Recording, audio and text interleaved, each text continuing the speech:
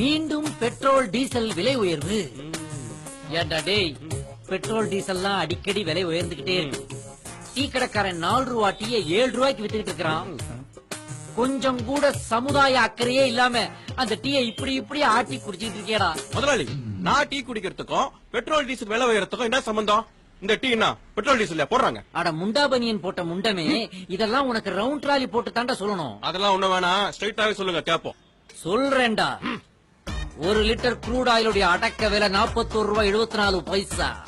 ஒரு பேரல்ல 159 litre crude oil இருக்கும். அத பதப்படுத்தினாக்க நமக்கு 166 லிட்டர் பெட்ரோலியம் ப்ராடக்ட் கிடைக்கும். அதுல 79 litre petrol, 40 litre diesel, 16 litre மண்ணெண்ணெய், 7 லிட்டர் எல்பிஜி கேஸ், மீதி 24 லிட்டர் அதர் ப்ராடக்ட்ஸ்.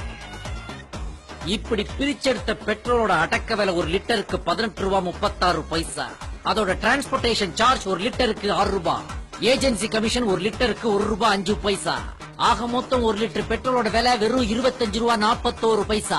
ஆனா நாம 80 வரைக்கும் கொடுத்துதான் அத வாங்குறோம். நீ குடிக்கிற டீக்கும் பெட்ரோல் டீசல் விலை ஏற்றத்துக்கும் என்ன சம்பந்தம்னு கேட்டியே?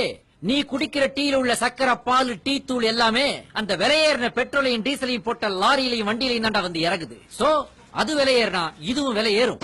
நண்பர்களே, இப்படி இந்திய பொருளாதாரம் சிக்கி செதஞ்சி சின்ன பின்னமாகி சிதிலமடைஞ்சு கிடக்குதுன்னா அதுக்கு காரணம் இந்த மாதிரி பொறுப்பு இல்லாம ஓசியில டீ குடிக்கிறவங்க தாயா.